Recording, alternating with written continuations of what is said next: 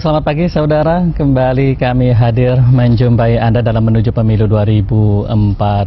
Saudara, pagi hari ini saya akan mengajak Anda secara khusus untuk berbincang terkait dengan daftar calon sementara yang saat ini tengah dikerjakan oleh partai-partai politik, dan tentu saja KPU juga masih menunggu terkait dengan penyerahan daftar calon sementara yang akan dilakukan oleh partai-partai politik. Kecuali itu, kita juga akan berbincang tentang bagaimana kemudian kita memastikan bahwa calon anggota legislatif yang akan dihasilkan melalui proses pemilu tahun 2014 nanti adalah para anggota legislatif yang betul-betul berkualitas. Dan pagi ini saya akan mengawali diskusi kita dengan satu rangkaian berita yang diterbitkan oleh Koran Tempo yang berisikan ada begitu banyak calon legislator yang diduga bermasalah. Saudara, pagi hari ini sudah hadir dua narasumber saya di Studio 6 TVRI. Langsung saya perkenalkan, tepat di sebelah kanan saya, Bang Ali Mokhtar Ngabalin, fungsionaris DPP Partai Golkar. Assalamualaikum, Bang Ngabalin. Assalamualaikum, selamat pagi Mas Agus. Senang sekali bisa ketemu di sini, Bang Ngabalin. Dan di ujung sana juga sudah hadir Bang Fadlizon, Wakil Ketua Umum Partai Gerindra. Selamat pagi, Bang Fadli. Selamat pagi. Terima kasih Bang Fadli sudah hadir pagi-pagi di sini.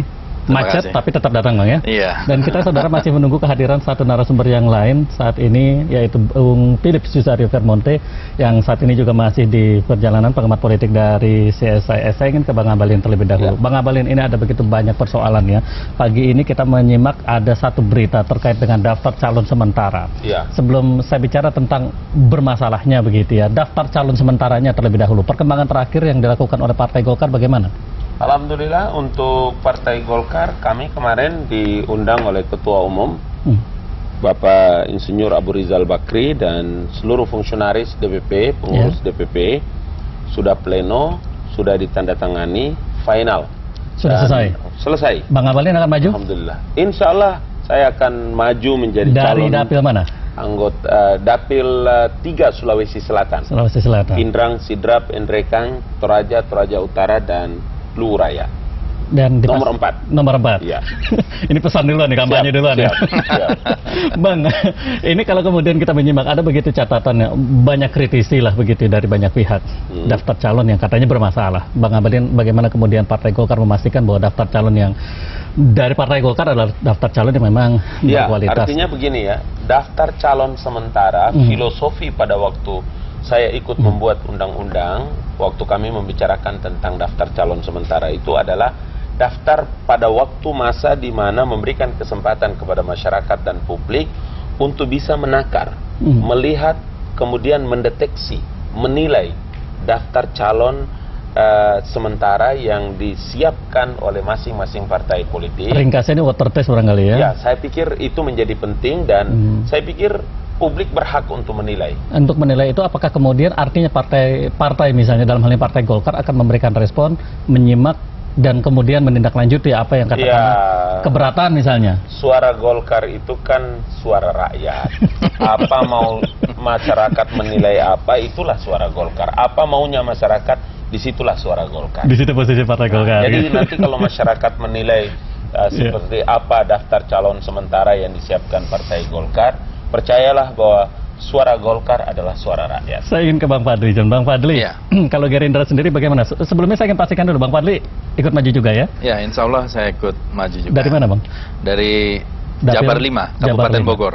DPR RI untuk Kabupaten Bogor. Jadi ini hanya satu kabupaten, tapi karena besar ya. Baik, terkait dengan daftar calon sementara sendiri, bagaimana perkembangan terakhir di Gerindra? Nah, kami memang sedang melakukan finalisasi dalam 1-2 hari ini selesai. DCS ini memang bagi kami juga satu proses yang, karena Gerindra adalah partai yang pertama membuka kepada publik, tokoh-tokoh masyarakat untuk bergabung, dan kemudian kami harus menyeleksi. Jadi proses seleksinya memang lebih lama, karena hampir 3.000 orang yang kami seleksi untuk mendapatkan 560. 3.000 orang itu dari seluruh Indonesia? Seluruh Indonesia. Nah, dan di situ satu persatu harus diwawancarai. Kemudian mereka juga kita lihat, kita lakukan akses, ya tentu tidak bisa seluruhnya sempurna ya. Saya kira tidak ada yang sempurna, tetapi kami mendapatkan banyak tokoh-tokoh dan juga dari beragam latar belakang gitu. Nah, kemudian kalau kemudian saya simak beberapa waktu yang lalu, ini kan Partai Gerindra secara khusus saya kira mengiklankan begitu ya, mengajak publik untuk ikut bergabung ke Partai Gerindra menjadi calon anggota legislatif. Pertimbangannya apa waktu itu, Bang? Ya, ini karena Partai Gerindra ini adalah partai rakyat, jadi bukan hanya suara rakyat, ini partai milik rakyat gitu ya. Sehingga kita ingin ya partai politik itu bukan milik orang per orang, tetapi milik betul-betul publik, dan mereka bisa ini menjadi wadah perjuangan gitu. Partai baru, jadi memang harus mengumpulkan orang. Beda dengan partai yang udah lama. Yang sudah lama. Partai lama menutup diri atau bagaimana maksudnya? Enggak, kalau partai lama seperti Golkar itu kan dia membuat survei. Dari 2.317 bakal calon anggota DPR RI, DPP membuat survei. Tidak seenak perut langsung menyopot sana taruh sini, enggak. Golkar partai yang pertama kali satu-satunya di Republik ini melakukan survei dalam menetapkan bakal calon anggota DPR RI. Jadi tidak perlu membuka pengumuman untuk mengajak. Itu partai lama. Kalau partai baru harus. Partai baru. Nah, begini. Filosofinya sebetulnya begini. Kita ingin supaya partai politik ini kan seperti tembok tinggi yang sulit ditembus oleh publik. Ya. Seolah-olah ini adalah tembok tinggi. Ini yang harus menurut saya kita rubah supaya tidak terjadi oligarki partai. Nah, jadi tokoh-tokoh masyarakat yang berpotensi bisa memilih partai manapun seharusnya, gitu. Nah, kami berusaha memulai itu. Kemudian ada beberapa partai yang juga membuka diri. Saya pikir ini hal yang sangat bagus ya. Dengan begitu, mudah-mudahan semakin banyak orang baik yang masuk dalam partai politik. Karena tadi itu saja contoh banyak diduga orang-orang yang bermasalah yang masih menjadi caleg ya. Dan ini yang nanti publik harus menilai gitu. Tapi kemudian menghadapi kritik barangkali dari sementara kalangan yang mengatakan bahwa dengan membuka semacam ini ya, itu kan memberikan peluang bagi avanturir misalnya atau siapapun misalnya untuk melakukan tindakan-tindakan yang barangkali tidak pernah diharapkan oleh Partai Gerindra. Tidak bisa dihindari. Memang seperti saya katakan tidak bisa juga sempurna. Namun kita juga banyak contoh-contoh misalnya yang tidak terduga karena digerakkan hati kemudian datang melihat iklan itu, kemudian mereka merasa ikut terpanggil karena ini kita membuka diri, kemudian mereka mendaftar atas inisiatif. Ada tidak mekanisme katakanlah untuk memastikan ya bahwa daftar calon yang diserahkan nanti ke KPU adalah artinya kemudian ada proses seleksi yang ketat untuk memastikan daftar calonnya itu adalah daftar calon yang memang berkualitas, Bang Fadli? Iya. Masalah kualitas itu pasti ya. Artinya kualitas adalah salah satu semua partai. Ukurannya apa sih kalau di Gerindra untuk bisa jadi masuk dalam daftar masalah integritas, masalah kualitas, kapabilitas ya, masalah intelektual. Kemudian ya tentu saja elektabilitas. Karena orang yang bagus tapi elektabilitasnya ini kombinasi dari berbagai faktor ini. Tidak mungkin hanya satu faktor. Jadi berbagai kombinasi ini. Jadi elektabilitas juga penting. Jadi popularitas seseorang juga menentukan. Jaringannya juga sangat menentukan. Keluarganya di mana, organisasinya apa gitu ya. Ini inilah seninya ya. Tapi tentu saja tidak semua orang bisa kan. Karena ini sulit sekali. Belum lagi masalah kepentingan-kepentingan. Organisasi-organisasi yang berusaha menitipkan kader-kadernya juga gitu. Baik. Dan saudara saat ini juga sudah bergabung bersama kita satu narasumber yang lain, Bung Philip Susario Vermonte, pengamat politik dari CSIS. Selamat pagi Bung Philip. Pagi. Macet? Lumayan. Naik ojek tadi sini ya. Terima kasih Bung Philip sudah memaksa hadir untuk ke tempat ini. Bung Philip, tadi kita sudah diskusi nih dengan Bang Abalin maupun dengan Bang Fadli. Saya ingin tanya ke Bung Philip terkait dengan katakanlah begini, ketika kita kemudian ada semacam tuntutan ya, ada kualitas di sana, tapi kemudian juga dalam bahasa Bang Fadli kita juga tidak bisa mengesampingkan popularitas. Tapi menjembatani kedua ini bagaimana? Tantangannya apa sih? Ya, saya kira yang dilupakan oleh partai politik kelihatannya adalah bahwa politik itu juga soal representasi. Selama ini kita lebih banyak sibuk pada soal bagaimana sebetulnya calon-calon anggota ini berorientasi untuk fungsi-fungsi lawmaking, bagaimana membuat hukum, membuat undang-undang di DPR. Sementara ada yang dilupakan yaitu politik representasi, bahwa seorang anggota DPR itu mewakili dapil tertentu. Keterwakilan ini. Keterwakilan dia. Karena itu dia harus membangun representasi. Jadi mereka harus turun ada di dapilnya, bekerja dengan konstituen dan lain-lain, dan itu tidak bisa dilakukan hanya beberapa bulan menjelang pemilu berlangsung. Selama ini memang agak kelihatan berjarak atau seperti apa persisnya Bung Philips? Saya kira kita kan ini baru juga, kita harus akui bahwa kita juga masih belajar. Politisi belajar, partai politik belajar, pemilih juga belajar. Sehingga mungkin pada akhirnya nanti semua akan menyadari bahwa pada intinya electoral cycle itu sebetulnya 5 tahun, bukan 1 tahun menjelang pemilu. Kalau kita perhatikan partai politik kita ini kemarin menjelang kewajiban untuk memasukkan daftar calon, mereka jor-joran pasang iklan dan lain-lain. Dan baru bekerja seolah-olah menjelang pemilu. Seharusnya rekrutmen partai itu dilakukan secara reguler selama 5 tahun, bekerja dari bawah sampai ke atas. Saya kira itu yang dilupakan. Partai Golkar barangkali juga tadi dikatakan oleh Bang Abalin melakukan survei internal ya. Ya. Tapi kemudian Gerindra misalnya melakukan pengumuman terbuka. Survei internal itu begini, survei yang dilakukan di daerah atau wilayah pemilihan. Jadi dia tidak survei secara internal dalam Partai Golkar, enggak. Dia lempar ke masyarakat. Kami mau mendeteksi calon-calon, bakal calon anggota DPR RI, mana-mana ini, orang-orang ini mana gitu. Dan tidak melakukan rekrutmen terbuka barangkali seperti yang dilakukan Gerindra. Tapi barangkali catatannya adalah, kritiknya barangkali adalah, ini kegagalan kaderisasi atau seperti apa persisnya? Saya kira partai politik harus mengakui bahwa proses kaderisasi mereka gagal.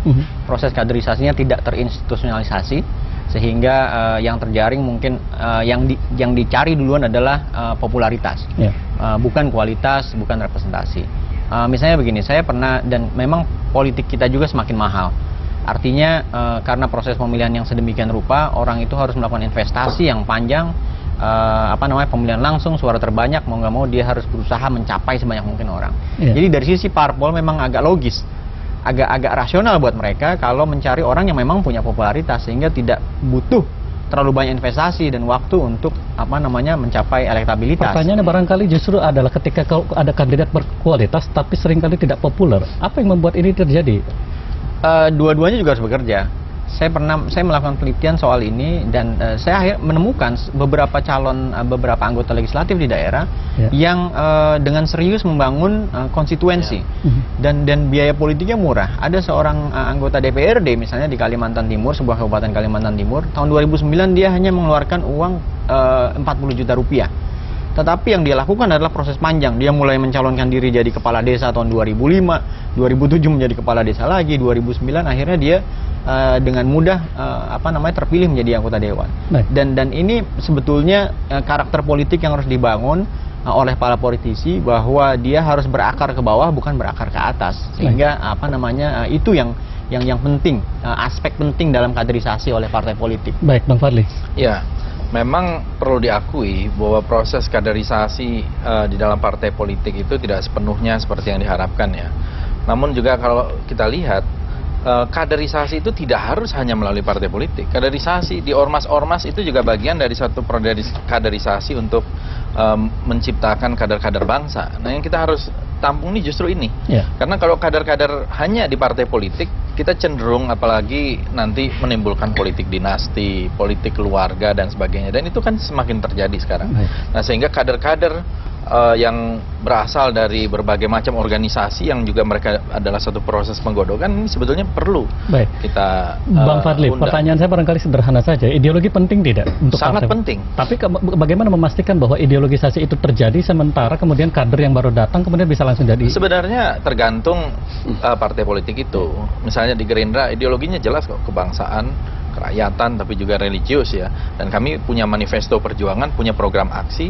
Mereka setuju tidak misalnya dengan ekonomi kerakyatan? Kalau mereka setujunya dengan ekonomi yang neoliberal, ya memang bukan tempatnya di Partai Gerindra. Tapi kan banyak orang yang sebetulnya banyak sepaham. Memang ideologi kita kan tidak ekstrim perbedaannya di antara partai-partai yang ada ini. Rata-rata ada persinggungan, ada irisan gitu ya. Nah, ini yang saya pikir penekanannya di mana? Nah, kami penekanannya pada ekonomi kerakyatan ya, sebagai juga bagian yang diamanahkan oleh konstitusi kita pasal 33. Ini yang kami kedepankan gitu. Dan selama itu sejalan dengan itu, misalnya itu berarti sejalan. Ya, tidak ada perbedaan. Sebelum ke Bang Abalin, kalau di Partai Golkar barangkali tidak melakukan rekrutmen terbuka seperti yang kita ketahui Bung Philips. Tapi persoalannya barangkali ini kalau dalam kritik tadi Bang Fadli misalnya, ini kan seperti seolah-olah ada tembok tinggi dan membangun jarak antara publik di satu pihak dengan partai politik di pihak yang lain. Tanggapan Anda? Saya kira sebetulnya Golkar mungkin salah satu yang masih melakukan rekrutmen dengan baik ya. Karena Golkar diuntungkan dengan infrastruktur yang turun sampai ke bawah. Sebagai sebuah partai yang sudah lama. Sisa Orde Baru. Dulu hanya Golkar yang bisa mempunyai struktur sampai ke desa misalnya. Sehingga mungkin bagi Partai Golkar jauh lebih mudah dibandingkan dengan partai-partai lain yang relatif baru. Artinya kaderisasi berjalan dengan baik atau bagaimana yang ingin saya sampaikan adalah bahwa Golkar itu punya start yang lebih baik dibanding partai yang lain. Tapi kemudian dia harus bersaing sekarang karena partai yang lain juga cukup agresif dengan mode-mode perekrutan dengan yang beda caranya dengan partai Golkar. Saya kira misalnya kayak Golkar, sepengetahuan saya sudah sejak setahun 2 tahun yang lalu mulai melakukan rekrutmen untuk calon anggota legislatif, dan saya kira ketika itu partai politik yang lain belum berpikir sampai ke sana, dan pembekalan dilakukan jauh-jauh hari dan seterusnya, sehingga saya kira itu yang menyebabkan sejauh ini beberapa survei menunjukkan misalnya partai Golkar elektabilitasnya cukup baik dalam pemilu legislatif. Tapi kalau misalnya partai Golkar berpuas diri, tentu saja partai yang lain akan mengejar, karena saya kira beberapa partai juga melakukan kaderisasi secara efektif, mencari posisi-posisi yang alternatif. Misalnya kita tahu kenapa muncul partai baru dan seterusnya, itu kan karena ada celah yang tidak bisa diambil oleh partai-partai yang sudah ada. Di sini ada partai Golkar, ada partai Gerindra. Partai Golkar elektabilitas baik, Gerindra juga tendensinya kelihatannya juga dalam beberapa survei terus menunjukkan tendensi meningkat. Partai Golkar ini kan menarik. Elektabilitas pemimpinnya mengikuti elektabilitas partai. Partai yang lain kebalikannya. Elektabilitas partainya mengikuti elektabilitas pemimpinnya. Apa sebetulnya? Artinya dia dikerek oleh apa sebetulnya? Partai yang lain itu didongkrak oleh popularitas pemimpinnya. Mungkin SBY dengan Gerindra, dengan Demokrat, Prabowo dengan Gerindra. Tapi kita tahu misalnya elektabilitas ketua Partai Golkar juga di bawah elektabilitas partainya. Itu artinya bekerjanya institusionalisasi partai politik? Artinya Partai Golkar secara institusional lebih terorganisir. Yang lainnya lebih personal? Yang lain lebih personal. Tapi saya kira sekali lagi ini kan juga proses belajar. Partai-partai baru tentu saja agak sulit untuk mengharapkan partainya sudah terinstitusionalisasi. Sehingga memang figur-figur itu masih menjadi penting buat banyak partai gitu. Tapi ke depan saya kira pelan-pelan itu akan digantikan oleh institusi partai yang lebih kuat. Pelembagaannya yang dikuatkan. Bang Abilin, tanggapannya? Ada 2 hal yang harus diperhatikan, bahwa partai politik itu di Amerika dan Eropa, mereka membangun sistem, bukan tokoh. Jadi ini yang sekarang lagi dibangun oleh Golkar. Artinya ketua umum partai itu dalam periodisasinya bisa berganti, Bung Philip. Karena itu memang Golkar menyiapkan sistem, bukan menyiapkan figur tokoh. Tokoh begitu selesai bubar. Golkar pernah punya wakil presiden yang juga adalah ketua umum Golkar, sekarang Pak Insinyur Abu Rizal Bakri. Dia membuat sistem, dengan begitu siapapun ketua umum partainya, sistem itu berjalan. Sistemnya yang bekerja. Oleh karena itu ketika saya ditanya tentang orang boleh menilai Golkar bisa besar, tetapi ketua umumnya mungkin tidak bisa besar, saya bilang keliru. Karena kita membangun sistem. Itu makanya saya setuju dengan Bung Philips bahwa sistem itu dibangun, institusi itu besar, suka semua yang ikut dalam kapal tanker Partai Golkar itu yang punya runway di atas kapal itu, dia akan menjadi besar dan republik ini akan baik. Tapi betulkah Partai Gerindra misalnya hanya mengandalkan semata-mata figur dan kurang memperhatikan misalnya persoalan? Saya pikir tidak hanya figur ya. Kami melihat ada ideologi yang jelas, ada manifesto yang jelas, ada tokoh tentu saja sangat penting, ada waktu dan sebagainya, dan momentum politik. Partai Gerindra termasuk salah satu partai yang sampai sekarang dianggap bersih. Kami tidak terlibat, termasuk di koran itu juga tidak ada sejauh ini. Kasus-kasus yang menyangkut korupsi dan sebagainya itu tidak ada lah. Nah, tetapi begini, bicara masalah sistem dengan figur, memang dua-duanya penting. Tetapi di Indonesia, figur akhirnya juga sangat menentukan. Kalau kita melakukan perubahan, kalau figurnya itu di atas bersih, ke bawah akan bersih. Kalau di atas kotor, semua akan kotor ke bawah, gitu ya. Nah, tambah lagi figur yang misalnya ingin melakukan perubahan, kita kan perubahannya selalu dari atas. Revolution from above, revolusi dari atas. Nah, lihat di Jakarta, karena gubernur dan wakil gubernurnya bagus, relatif kita berharap ada perubahan. Tapi kalau di atasnya sudah jelek, di atasnya sudah banyak masalah, ke bawah akan semakin banyak lagi masalah. Ini soal keteladanan politik yang ingin Bang Fadli sampaikan. Bung Philips, saya akan minta penjelasan Anda nanti terkait dengan Golden Era of Demokrasi di Indonesia tahun 55. Bagaimana kemudian komparasinya dengan di hari ini? Kita akan diskusikan melalui line telepon 0215743476 atau 0215743478. Sekali lagi Anda bisa berbagi perspektif, pandangan dan pendapat dengan kami yang ada di studio melalui line telepon 0215743476 atau 021574 3478. Saya ingin ke Bung Philips. Bung Philips, ada satu periode tahun 55 ketika pemilu diselenggarakan untuk kali pertama di Indonesia dan banyak kalangan menyebutnya sebagai era keemasan demokrasi di Indonesia. Apa persisnya yang terjadi ketika itu? Yang pertama, tentara tidak suka dengan politik yang hingar-bingar waktu itu, tahun 50-an. Tetapi kalau kita kembali ke soal politiknya, saya kira ada beberapa hal yang penting ya, yang bisa dijadikan pelajaran. Yang pertama, tahun 55 itu, orang berpolitik dengan prinsip. Jadi, bedanya pemimpin-pemimpin kita sekarang dengan zaman dulu adalah kalau dulu orang masuk penjara dulu lalu jadi pemimpin, sekarang jadi pemimpin lalu masuk penjara, sehingga prinsip itu hilang. Kondisinya yang terbalik. Kondisinya terbalik. Jadi kalau kita jadi pemimpin lalu korupsi masuk penjara. Kalau yang sana dulu kebalikannya, masuk penjara dulu, di training di penjara, keluar pemikiran-pemikiran, keluar jadi pemimpin. Masuk penjara itu karena prinsip politik. Karena prinsip politik dan orang bersedia. Yang kedua, partisipasi politik masyarakat tinggi sekali. Karena memang itu tahun 50-an bukan hanya di Indonesia, itu era mas politik di seluruh dunia. Bentuknya apa sih yang disebut dengan partisipasi ketika itu? Orang ikut serta berkontribusi pada partai. Sekarang kalau ditanya masyarakat Indonesia, mungkin hanya CSIS pernah melakukan survei, hanya 1% yang bilang pernah nyumbang partai politik. Kalau hanya 1%? Hanya 1%. Dan kita nggak tahu, saya nggak tanya jumlahnya ya. Iya. Mungkin jumlahnya cuma Rp500 dan Rp1.000. Tapi kalau waktu itu orang menyumbang dengan masif, karena partai politik berjalan dengan platform dan ideologi yang dipercaya oleh masyarakat. Yang ketiga, saya kira sebelum melanjutkan, apa kondisi yang terjadi di hari ini? Saya kira sekarang politik menjadi sangat pragmatis.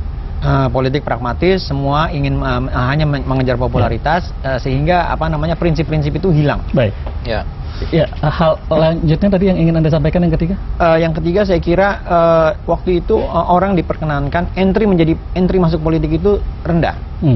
Calon individual boleh ada, sehingga tidak harus melalui partai politik. Orang bisa mencalonkan diri untuk menjadi anggota legislatif atas nama pribadi, sehingga itu juga memperkaya nuansa demokrasi ketika itu. Masuk dengan prinsip politik itu muncul di parlemen itu dengan bentuk dan kualitas yang berbeda dalam pandangan Anda. Itu korelasi positifnya barangkali di sana atau bagaimana? Saya kira itu satu. Yang kedua, saya kira yang menarik dari tahun 50-an itu betapa Indonesia pernah mengalami era pluralisme pemikiran yang luar biasa. Anda punya partai yang paling kiri, Anda punya partai yang paling kanan, dan itu yang nggak terjadi sekarang. Catatan Anda, Pak? Dan juga jangan lupa bahwa yang seperti saya katakan tadi, para tokoh itu ketika itu punya integritas.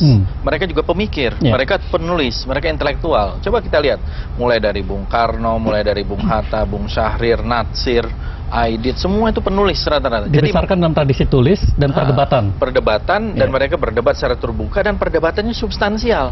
Kalau sekarang ini perdebatannya nggak ada yang substansial. Ya, jadi ketika bicara tentang satu undang-undang itu perdebatan substansial, filosofis, karena mereka betul-betul menginginkan ini sebagai satu undang-undang yang akan bertahan lama. Kalau kita kan semua jangka pendek dan kepentingan jangka pendek semua. Dan dipatahkan sering kali di Mahkamah Konstitusi. Undang-undang Pilpres dipikirkan bagaimana setiap 5 tahun berubah. Ini karena mereka ini bukan negarawan. Nah, dulu itu banyak negarawannya. Baik, sebelum ke Bang Abalin, kita terima dulu penelpon dari pemirsa ya, Pak ya. Baik, halo, selamat pagi. Ya, selamat pagi. Selamat pagi, dari siapa dan di mana Bapak? Dengan Farhan di Kendari. Di Kendari. Silakan Bapak langsung dengan ketiga narasumber saya di sini. Oke, terima kasih. Assalamualaikum para narasumber. Waalaikumsalam. Ya, saya adalah rakyat kecil. Setelah saya melihat fenomena sudah beberapa tahun sejak Orde Reformasi ini, bahwa rekrutmen anggota caleg itu dari setiap partai politik itu tidak maksimal menurut saya. Tidak maksimalnya kenapa, Pak? Kenapa? Tidak maksimalnya kenapa? Karena saya lihat nanti setelah dekat-dekat pemilu, kemudian mereka saling menyumbang kiri kanan kemana-mana saja, ke rumah ibadah dan di mana saja itu sumbangan itu disalurkan gitu kan. Tapi setelah mereka jadi, itu mereka melupakan rakyat. Lalu yang saya ingin tanyakan kepada para narasumber, bagaimana kita memilih sekarang ini supaya kita bisa tahu bahwa mereka-mereka ini orang yang berkualitas. Baik, Pak Farhan. Ya, karena sekarang yang ada di benak saya, Pak, ini harus saya katakan, kalau dicerita tentang orang yang akan mencalonkan diri sebagai anggota DPR, yang ada di benak saya itu bahwa saya akan memilih calon koruptor. Ya, Pak Farhan, kami sudah menangkap pesannya. Itu saja mungkin yang saya bisa sampaikan. Baik, terima kasih. Assalamualaikum warahmatullahi wabarakatuh. Waalaikumsalam. Pak Farhan dari Kendari kita terima. Setelah Pak Farhan, selamat pagi. Ya, selamat pagi. Halo. Selamat pagi TVRI. Selamat pagi. Dari siapa dan di mana Bapak? Dengan Stefanus Harel di Jakarta. Silakan Bapak, langsung dengan ketiga narasumber saya. Bapak narasumber yang kami hormati, selamat pagi. Bung Agus, selamat pagi Bung Agus. Selamat pagi Pak Sarano. Sesuai dengan tema langsung masuk. Ya, mohon singkat padat Pak ya. Kalau sebentar dan kalau legislatif antara popularitas dan kualitas. Saya akan mengangkat apa yang terjadi di masyarakat dan di kalangan politisi. Kewajaran, kenormalan, sah-sah saja dari aspek logika manusia. Mohon singkat padat Pak. Menghancurkan nilai-nilai kebenaran manusiawi yang berpolaritas. Beneran. Bapak bisa langsung ke pokok persoalannya Pak. Bersihkanlah yang di dalam dulu. Untuk ini saya melihat bahwa kualitas manusia atau partai itu dalam diri manusia sendiri. Bersihkanlah yang di dalam, maka semua yang di luar bersih. Kualitaskanlah yang di dalam individu, apa yang dalam hati manusia, dalam lingkungan partai, maka bangsa Indonesia yang akan lebih baik. Untuk itu, bagaimana seseorang atau partai itu mempunyai attitude, diri dan disiplin. Ya, Pak Sarano, terima kasih banyak sudah berbagi pandangan dengan kami. Kita terima setelah Pak Sarano. Selamat pagi. Selamat pagi TVRI. Selamat pagi, dari siapa dan di mana Bapak? Saya Samsul Bari Arab di Riau. Silakan Bapak, dari Riau Pak ya. Ya, ini memang di luar konteks sedikit ya, tapi nggak apa-apa. Ini saya mau sama Pak Ngabalin. Pak Ngabalin, ini kan calon dari Golkar ini kan sudah ada Pak Bakri. Maunya sudah kampanye lah. Kampanyenya begini aja. Kalau saya jadi presiden, tidak ada kasus BLBI ataupun kasus Senturi. Tidak ada kasus bawang. Tidak ada kasus daging. Tidak ada kasus kacang-kacangan. Ini kan permasalahan kecil. Harus begitu. Sebentar, Pak Ngabalin. Ya. Saya ini pencinta daripada presiden sipil. Ya. Begini Pak Ngabalin. Iya Pak. Iklannya, mari kembali ke Partai Golkar.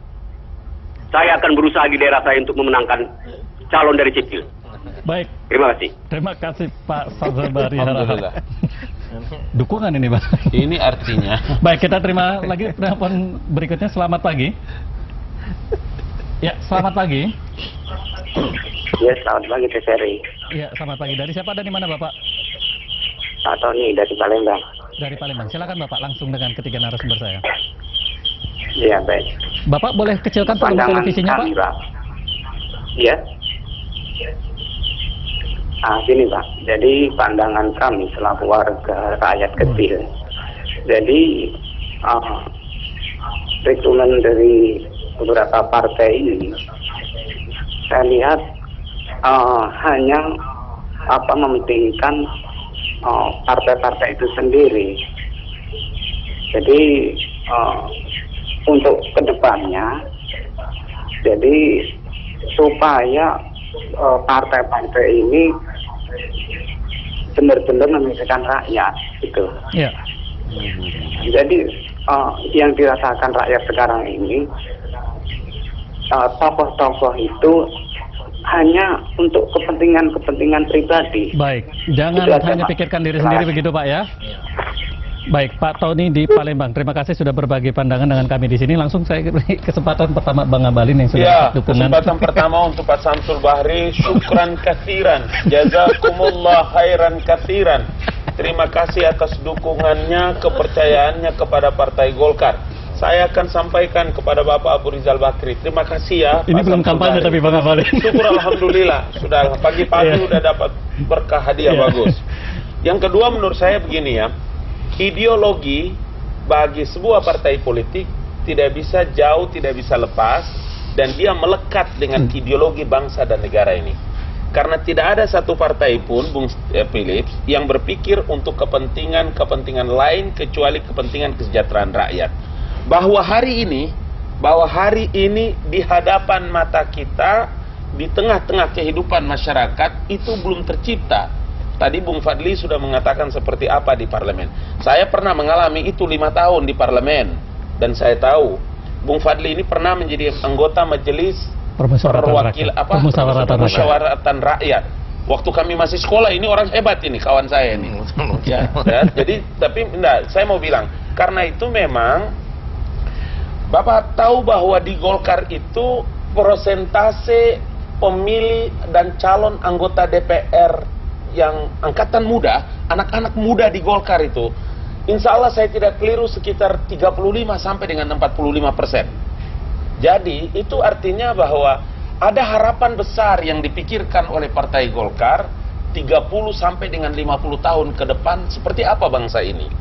Bahwa di sana sini ada kekurangan keterbatasan, saya kira. Tokoh-tokoh muda berapa persen tadi? Sekitar 35 sampai 45%. Jumlah yang relatif cukup besar ya? Ya, artinya kalau saya sekarang 45 tahun kan anak muda lah kami ini. Jadi saya pikir itu artinya begini, Golkar itu sudah membuat presentase yang penting bagi ke depan, bagi sebuah bangsa yang namanya Republik ini. Itulah makanya tadi saya katakan bahwa ya, saya tentu saja terima kasih untuk Bang Philips dan lebih hebat lagi kepada Pak Samsul Bahri tadi. Karena di Golkar itu, karena dari sistem yang dibangun, maka semua yang menjadi bagian daripada ketetapan-ketetapan dan pikiran-pikiran Golkar itu diharapkan akan datang itu akan jauh lebih baik. Bang Abalin, saya ingin konfirmasi saja, tapi Bang Abalin setuju tidak bahwa misalnya ada sesuatu yang berjarak antara janji dengan kenyataan-kenyataan?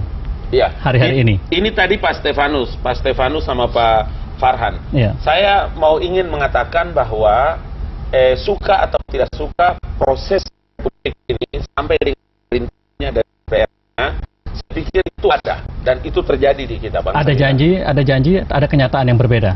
Iya, antara harapan dan kenyataan kan. Partai Golkar gabung di koalisi ini.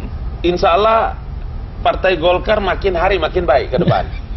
Dan itu antum mesti percaya. Kenapa saya pilih ke Partai Golkar itu? Karena orientasinya makin bagus. Baik, Bang Abalin, saya ingin memberikan kesempatan sekarang, Bang Fadli. Iya. Jadi memang benar ya bahwa sistem di dalam partai politik sekarang ini karena kecenderungan demokrasi liberal ya seperti ini. Seperti Bung Philip katakan, semakin mahal.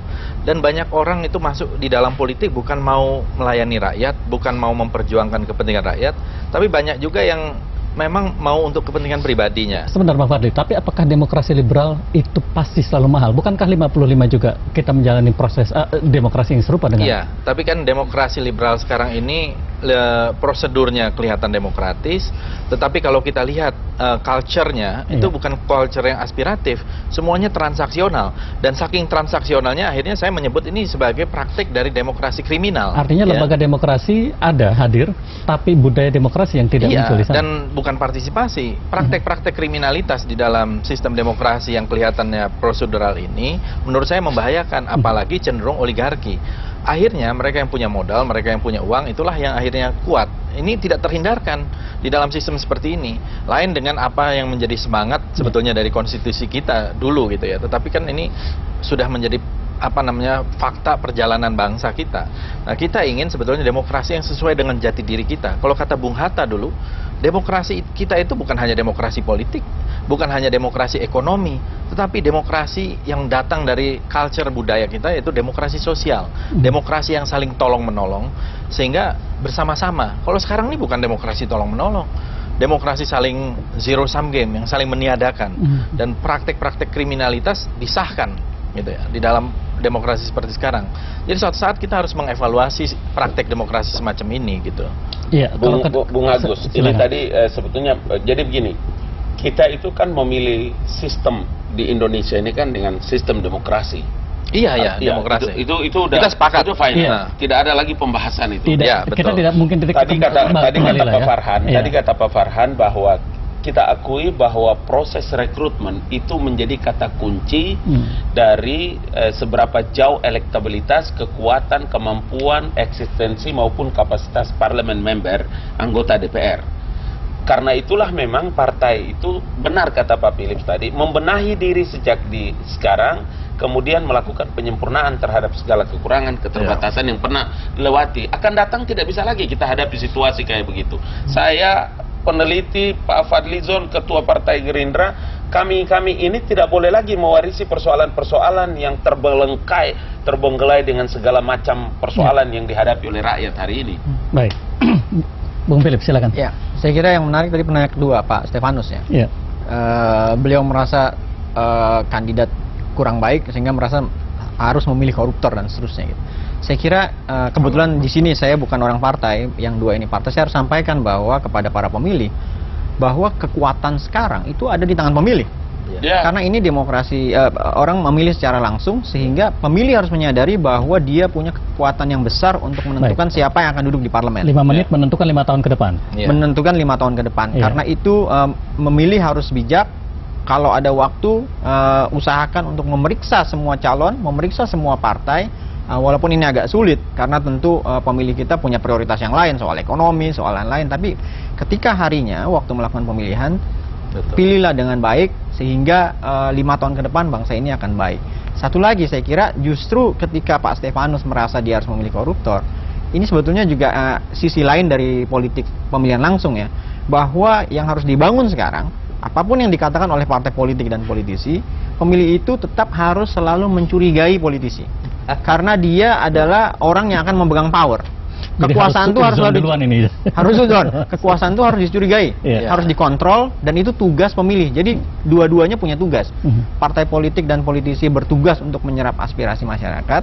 Masyarakat bertugas mengontrol partai-partai politik dan politisi. Ada ruang untuk melakukan itu, Bung Philips, karena kemudian kita sudah masuk di era sistem proporsional terbuka. Tapi sistem proporsional terbuka juga sebetulnya masih memberikan peluang yang cukup besar juga sebetulnya untuk partai politik akhirnya untuk menentukan siapa yang akhirnya masuk ke dalam parlemen, bukan? Itu yang saya bilang tadi, bahwa politisinya masih belajar, masyarakat juga masih belajar. Kalau masyarakat kita memahami betul bahwa ini adalah soal representasi, ya kan, pemilihan langsung, dan dia punya hak dan punya kewenangan untuk menguji anggota parlemen ini. Ketika 5 tahun itu, partisipasi politik itu nggak berhenti dari pemilihan. Justru yang penting adalah setelah pemilihan apa yang bisa pemilih lakukan. Dia bisa mengontrol, dia bisa kirim surat, dia bisa ketok rumahnya, dia bisa telepon, dia bisa datang ke DPR dan lain-lain untuk menyampaikan aspirasi. Dan tapi ini selama ini mungkin barangkali justru tidak terjadi, bukan Bung Philips? Artinya kemudian orang seringkali hanya menjadi warga negara ketika dia dalam proses pemilu dan ketika dia membayar pajak. Saya kira di beberapa tempat sudah mulai ya. DPR punya inisiatif rumah aspirasi dan seterusnya. Saya kira itu adalah satu hal yang harus dikembangkan ke depan. Itu kan seperti rumah anggota, kalau di Amerika rumah anggota Kongres, kantor di dapil-dapil gitu. Setiap anggota itu harus punya kantor di mana orang bisa menemui dan bisa komplain. Sebelum ke Bang Fadli maupun ke Bang Abalin, yang saya ingin tanyakan kepada Bung Philips tadi, ketika kita berdiskusi terkait dengan representasi, Bung Philips, seorang anggota parlemen adalah wakil rakyat, sekaligus saya juga anggota partai politik. Mana yang harus didahulukan? Saya kira itu satu hal yang melekat ya. Dia ada karena partai politik, itu juga harus disadari. Walaupun dia dipilih langsung, tapi partai politik itu adalah tulang punggung demokrasi. Dia backbone-nya demokrasi. Tanpa partai politik, demokrasi itu nggak berjalan. Karena partai politik itu yang bertugas mengagregasi semua suara-suara masyarakat dan mentransformasinya menjadi kebijakan publik. Dan itu dia nggak bisa, seorang politisi itu berdiri sendiri tanpa partai politik. Partai politik itu yang menyediakan platform, menyediakan ideologi, menyediakan orientasi. Karena itu dia tidak bisa dipisahkan. Pertanyaannya barangkali adalah sejauh mana kemudian platform dan ideologi partai itu tercermin dalam kebijakan yang lahir, misalnya di parlemen. Betulkah betul-betul sudah mencerminkan ideologi misalnya dari sebuah partai? Hari ini tentu ya, tadi kita sudah diskusi, hari ini itu belum kelihatan, tapi saya kira ada 1-2 anggota DPR yang teguh dengan ideologi dan platformnya, konsisten dengan apa yang disampaikan ketika kampanye, dengan platform partai, dan ketika mereka melakukan pembuatan undang-undang. Artinya ada situasi yang sulit juga buat anggota parlemen barangkali ketika dia harus mewakili kepentingan rakyat di satu pihak, barangkali ada satu titik di mana dia harus tidak sejalan dengan kebijakan partai. Saya kira ini diskusi, mungkin bisa diskusi sesi lain lagi, tapi yang jelas adalah bahwa saya kira ada persoalan dengan kebijakan misalnya membuat koalisi. Ketika koalisinya demikian besar, semua partai ingin masuk dalam koalisi, padahal nggak sesuai dengan orientasi partai, tentu akhirnya dia harus kompromi. Dan seharusnya kan kalau dalam demokrasi itu, saya pernah sampaikan juga, yang dibentuk itu adalah minimum winning coalition. Koalisi dia harusnya kecil, sehingga kita harus partai-partai yang nggak menang pemilu itu harus memberikan kesempatan pada partai yang menang untuk berbuat, untuk menjalankan platformnya, karena dia menang pemilu gitu. Sekarang yang terjadi adalah ketika sebuah partai menang, yang lain ingin ikut ke dalam dan ingin mempengaruhi platform partai politik yang menang pemilu ini, sehingga akibatnya yang kita lihat hari ini. Bang Fadli, tanggapan Anda?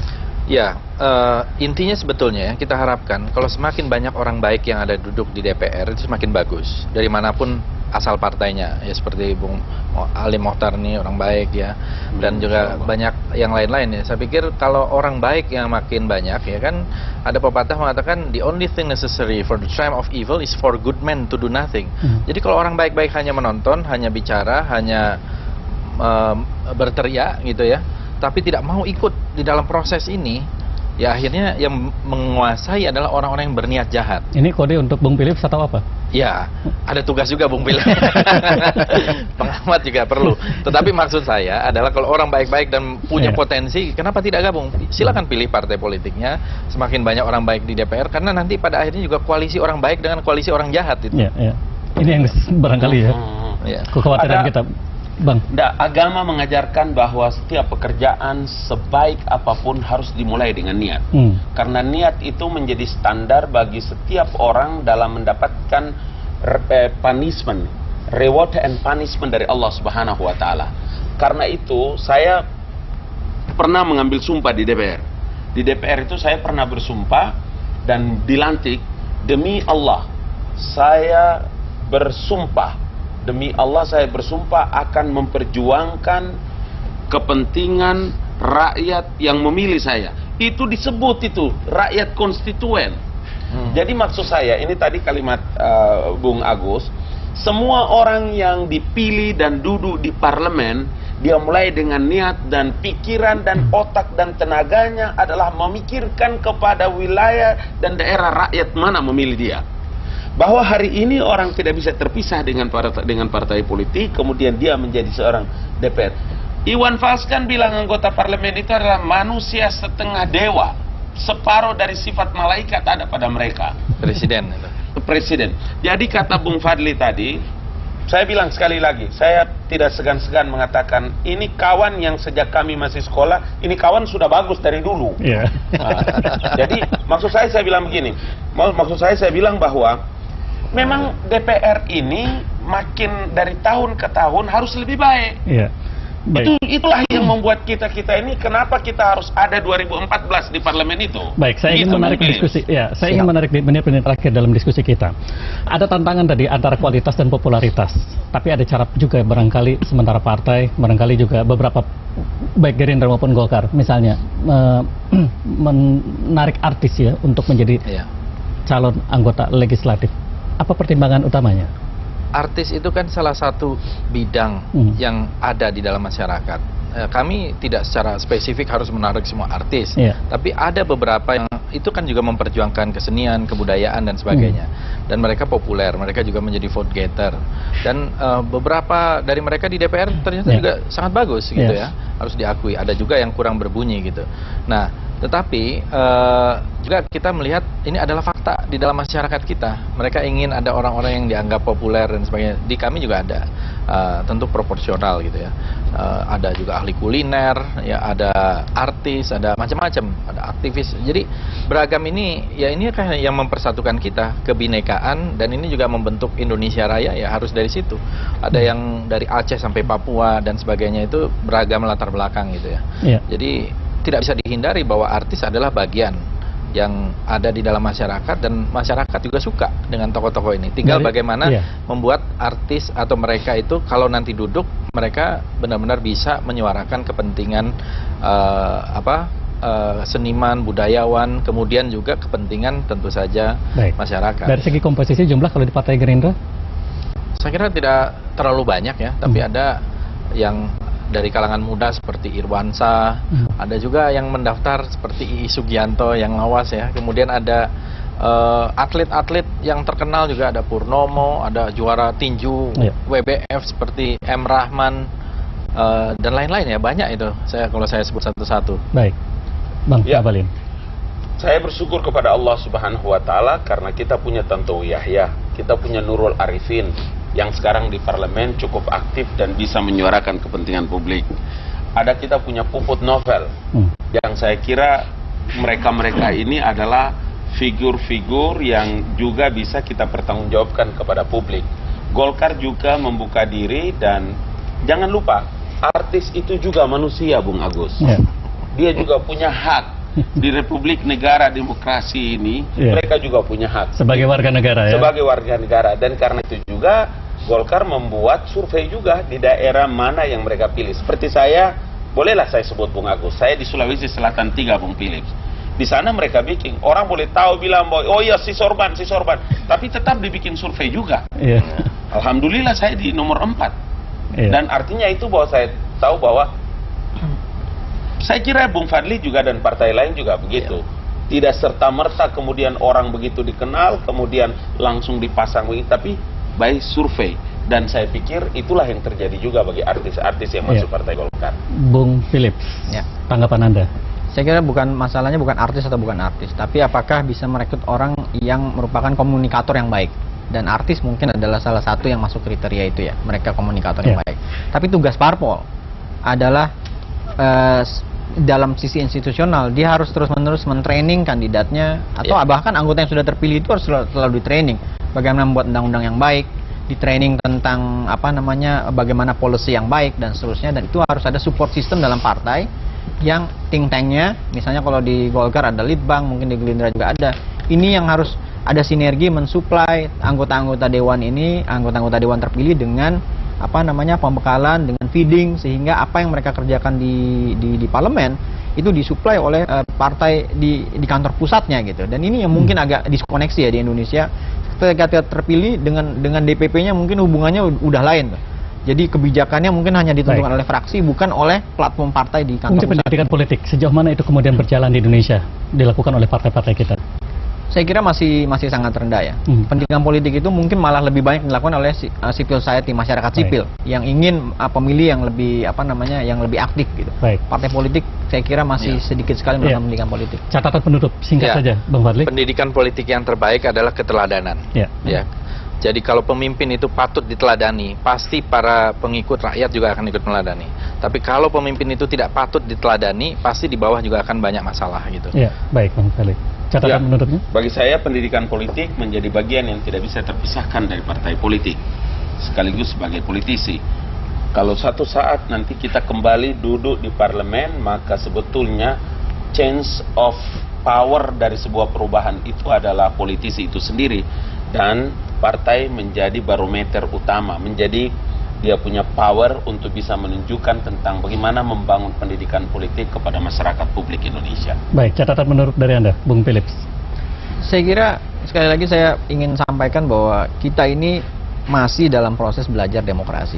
Ada soal-soal yang dulu tidak terbayangkan, sekarang terbayangkan, dan kita harus sama-sama belajar, partai, masyarakat sipil, dan pemilih. Saya kira itu. Baik, terima kasih Bung Philips, Bang Fadli, Bang Abalin sudah berbagi perspektif dan pandangan pencerahan dengan kita semua pagi hari ini. Dan pemirsa, demikianlah dialog kita pada kesempatan kali ini terkait dengan calon anggota legislatif antara kualitas dan popularitas. Dan kita percaya bahwa keteladanan menjadi sesuatu yang sangat penting, kata Bang Fadli. Dan saya tiba-tiba teringat apa yang dikatakan oleh Benigno Aquino Mendiang, senior waktu itu, ketika mengatakan bahwa politik seringkali buruk bukan karena politiknya buruk, tapi karena orang-orang baik tidak mau berpolitik. Saya Agus Haryadi undur diri, sampai jumpa.